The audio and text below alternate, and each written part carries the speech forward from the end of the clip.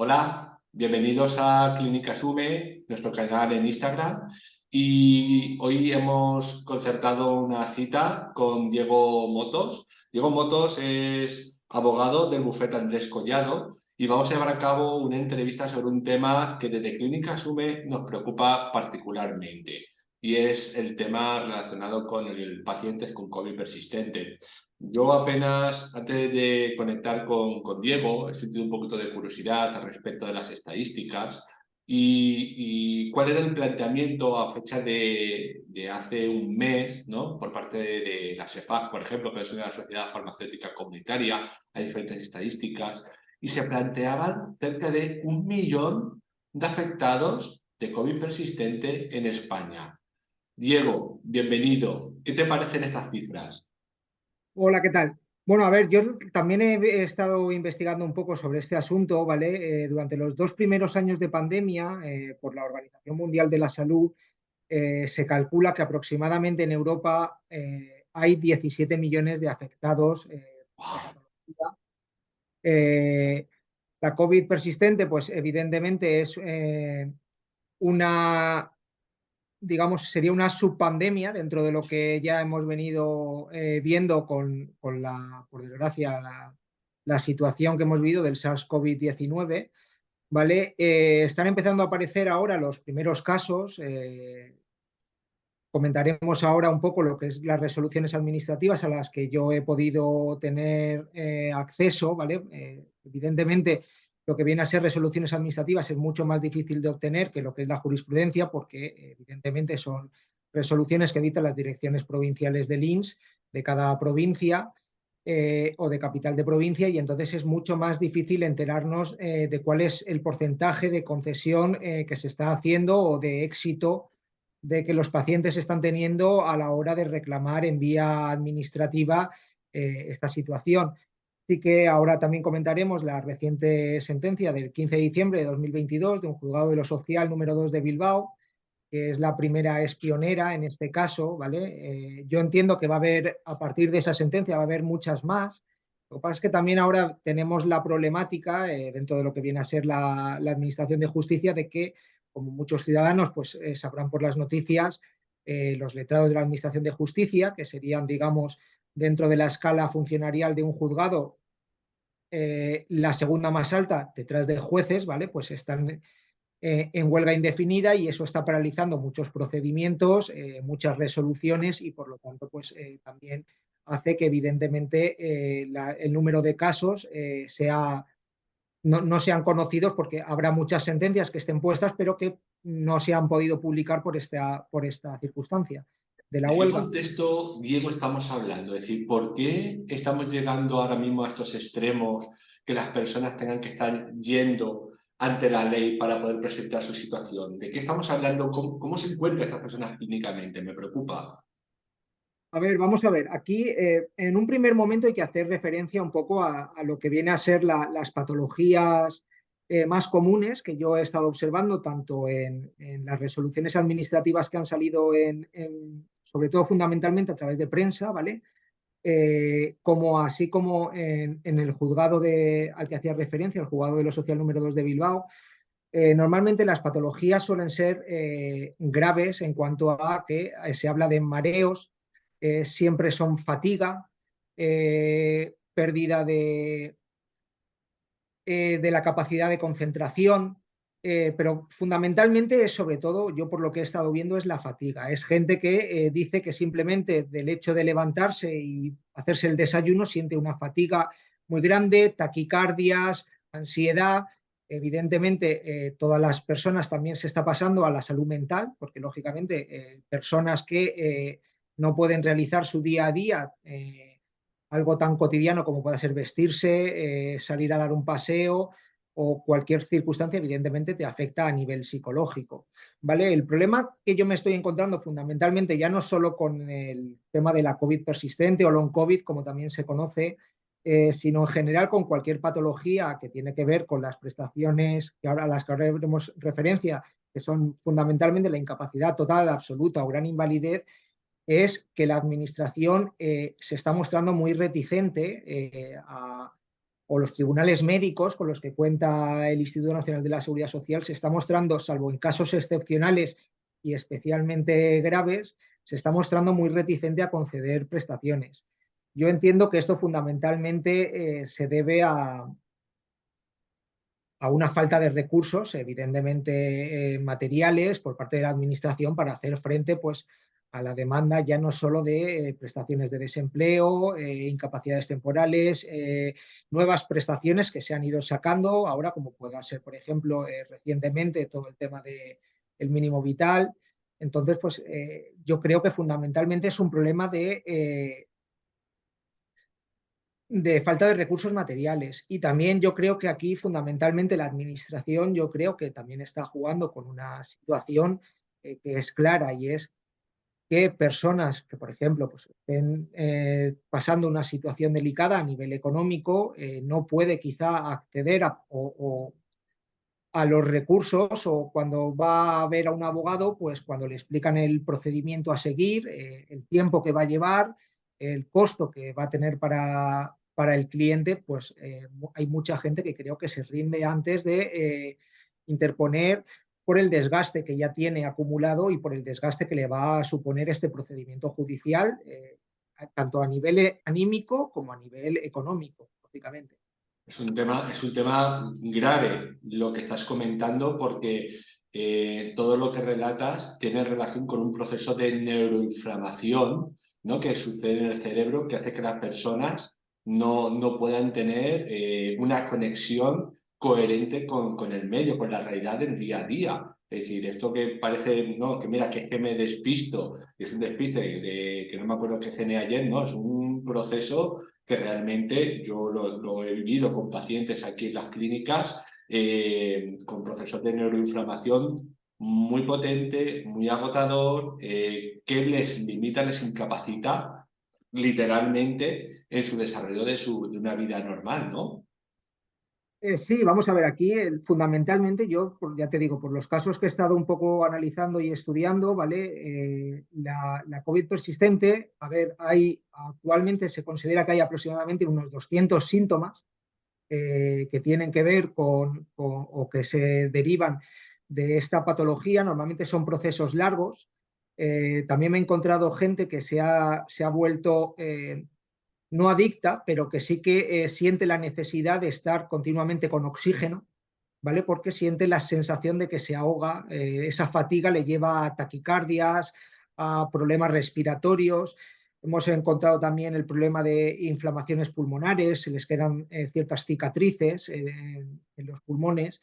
Entonces, al final, el problema es, como todo, también habrá que estar caso por caso a cuál es la profesión habitual. Por ejemplo, a lo mejor, yo siempre pongo el mismo ejemplo, una persona que a lo mejor tenga falta de olfato, que ha sido uno de los síntomas pues, más conocidos a lo largo o para reconocer que éramos, en este caso, estábamos inoculados con el virus de la SARS-CoV-19.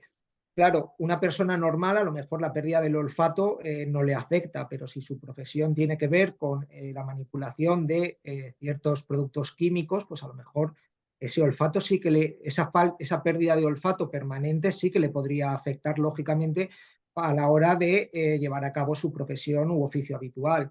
A este respecto, aquí fundamentalmente hay que tener en cuenta lo que es los distintos grados de incapacidad para que la gente se haga una idea, ¿vale? Los distintos grados de incapacidad que se conceden por la Seguridad Social o que están reconocidos por el Instituto Nacional de la Seguridad Social son tres fundamentalmente. Son la incapacidad total, que es la que te impide llevar a cabo tu profesión u oficio habitual, es decir, pues lo que estábamos comentando, ¿no? Pues a lo mejor esa pérdida de olfato, si yo estoy trabajando con productos químicos, pues puede ocasionarme un problema a la hora de desarrollar mi trabajo habitual. Luego está la incapacidad absoluta, que es aquella que te inhabilita para realizar cualquier profesión u oficio.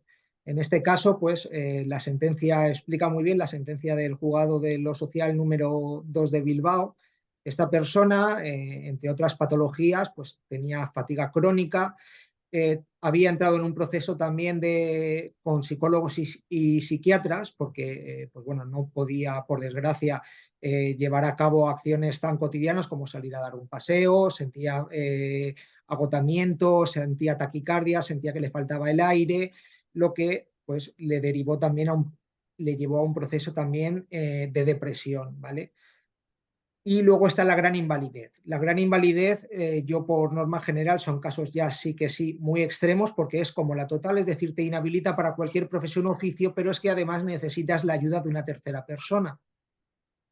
A mí el caso que siempre pongo normalmente es personas que se quedan tetraplégicas y que están evidentemente impedidas en una cama. Pues necesitas la ayuda de una persona para que te pueda llevar la comida, para que te dé de comer, para que te dé de beber. Necesitas, absolutamente eres totalmente dependiente de esa tercera persona porque tú por ti mismo no puedes valerte.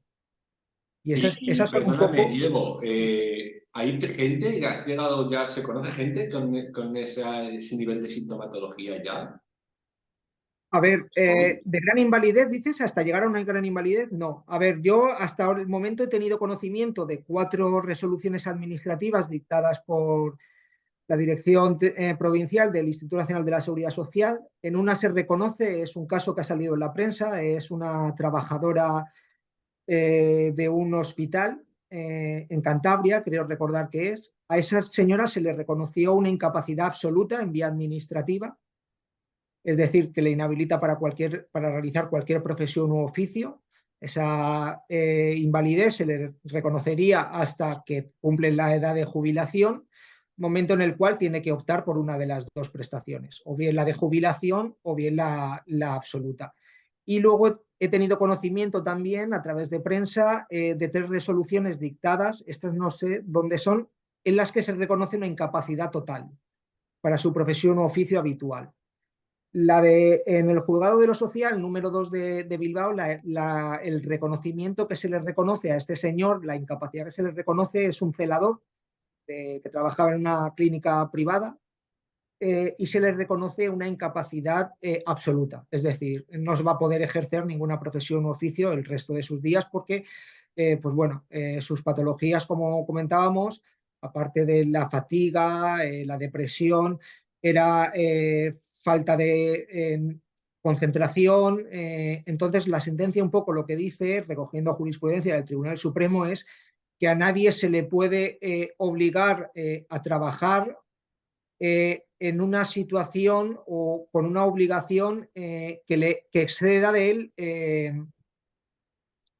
del sufrimiento máximo. Es decir, esta persona, pues por desgracia, pues por el tipo de patologías que ha tenido, era una persona que no tenía capacidad para concentrarse, que llevar cosas cotidianas del día a día, como puede ser darse una ducha, ya le fatigaba, y entonces el juzgado pues entendió que era lógico y era ajustado a derecho pues entender que esta persona no iba a poder seguir trabajando en su vida laboral y por lo tanto se le concede una incapacidad absoluta. Yo me gustaría resaltar a la gente que nos ve y que nos escucha, los 200 síntomas que comenta el letrado están reconocidos por el Ministerio de España. Es el Ministerio de España el que ya tiene totalmente reconocido toda esa sintomatología de manera formal. Diego, ¿qué habría que iniciar o cómo debemos proceder para hacer un procedimiento que permita a la persona valorar todo esto? A ver, nosotros aquí desde el despacho, sobre todo, lo primero que aconsejamos, aparte de evidentemente el estudio de la documentación médica que el paciente pueda ya tener, de su médico de cabecera, distintos especialistas que tenga, nosotros desde aquí siempre recomendamos lo que es una pericial médica, ¿vale?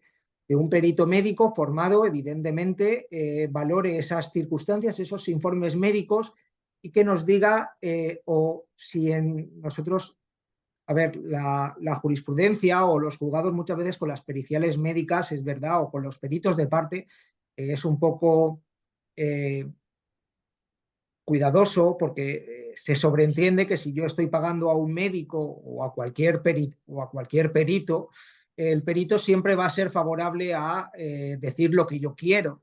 Nosotros siempre, con todos los peritos con los que trabajamos, intentamos que sean lo más independientes posibles, porque al final, evidentemente, esto al final es una cuestión médica.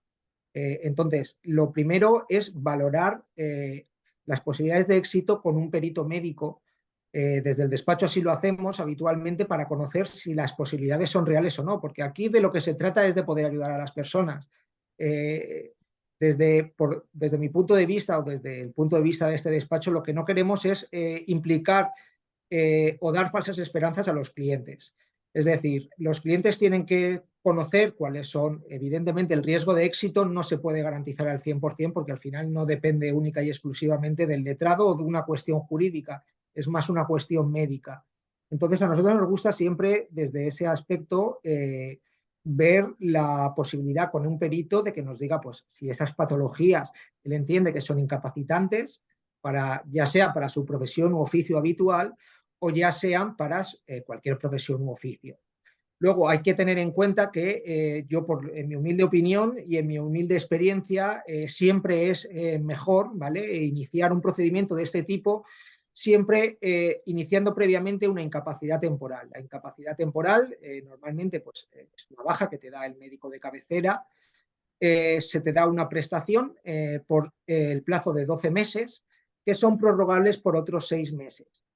Normalmente al cabo de los 12 meses o al cabo de los 18 meses se cita por el INS ante el EBI, el equipo valorador de incapacidades del Instituto Nacional de la Seguridad Social, y este equipo valora si es conveniente darle el alta al paciente porque entiende que sus patologías pues, ya está curado, o si por el contrario le propone para una incapacidad ya sea absoluta, total o una gran invalidez.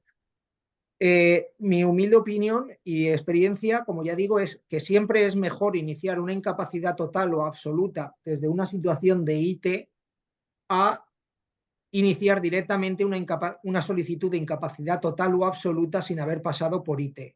Es mucho más difícil de obtener, por lo menos en la vía administrativa, diría sin miedo a equivocarme que posiblemente entre el 80 y el 90% de los casos que inicies sin haber iniciado una IT previamente van a ser desestimados por el tribunal médico.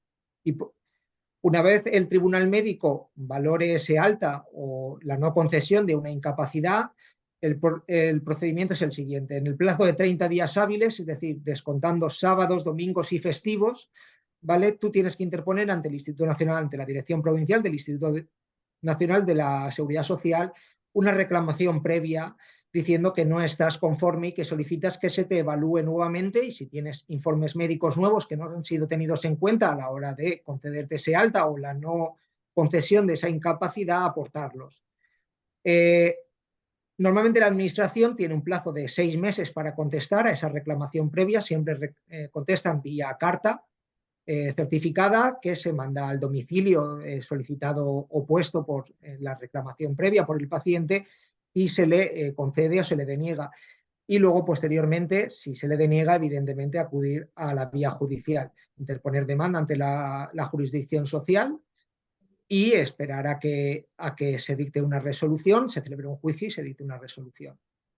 Donde también es muy importante la intervención, en mi opinión, del perito médico, porque al final, evidentemente, el INS tiene acceso a lo que es informes médicos y a periciales médicas que derivan del equipo valorador de incapacidades, que es quien, en base a cuestiones médicas, y tú tienes que acreditar que esas, a no ser que sean que sea algo manifiesto y demás, tienes que atacar esos criterios médicos con otros criterios médicos que al final nosotros evidentemente no podemos ser especialistas en todo y tendría que ser a través de la pericial médica y del informe pericial y de la testifical del perito médico quien acredite o desacredite esos informes médicos o quien acredite esas patologías y esas disfuncionalidades que tiene el paciente y que le impiden fundamentalmente trabajar.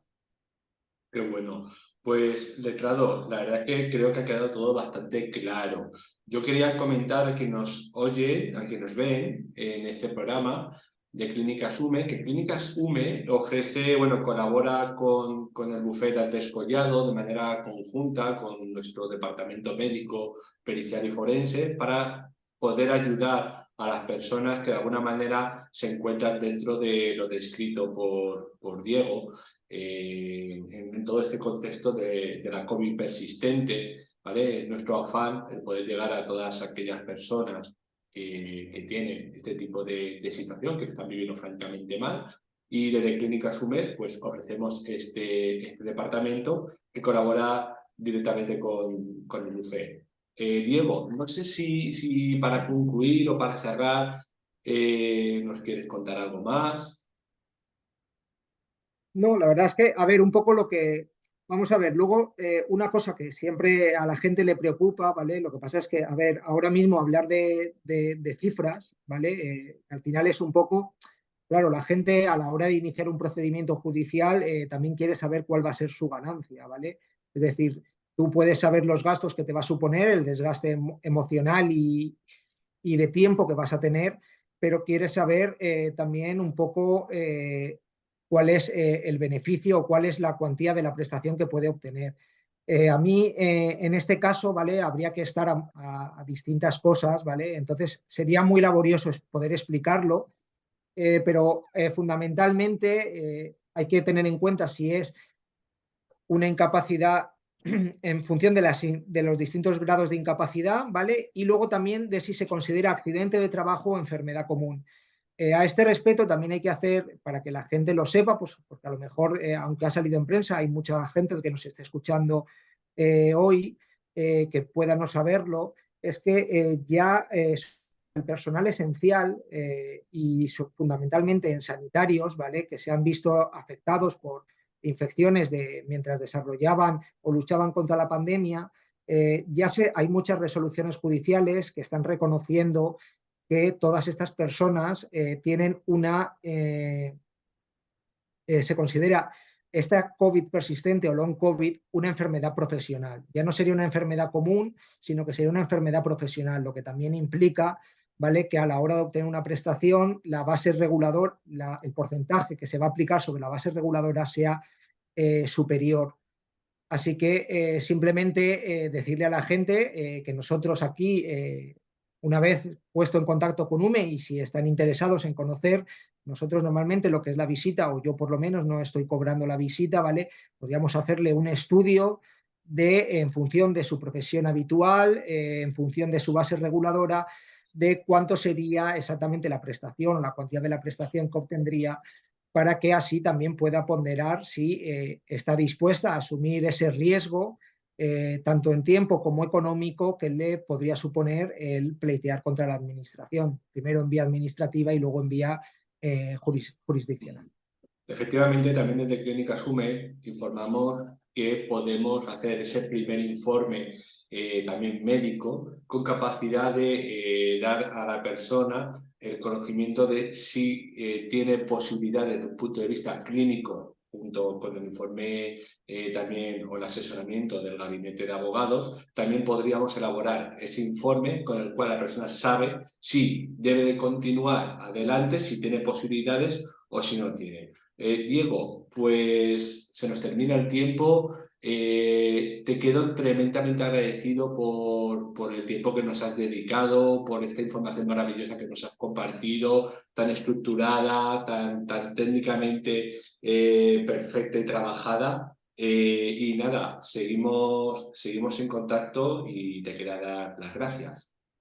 Nada, muchísimas gracias a ti, Pedro. Y por último, me gustaría disculparme con la gente que ayer quiso conectarse al directo en Instagram. Por desgracia, no pudimos llevarlo a cabo por problemas técnicos y simplemente pedirles disculpas también por mi parte porque a veces las cosas no salen como uno quisiera. Son las cosas del directo. Te envío un saludo, Diego. Muchas gracias. Vale, muchas gracias. Hasta luego.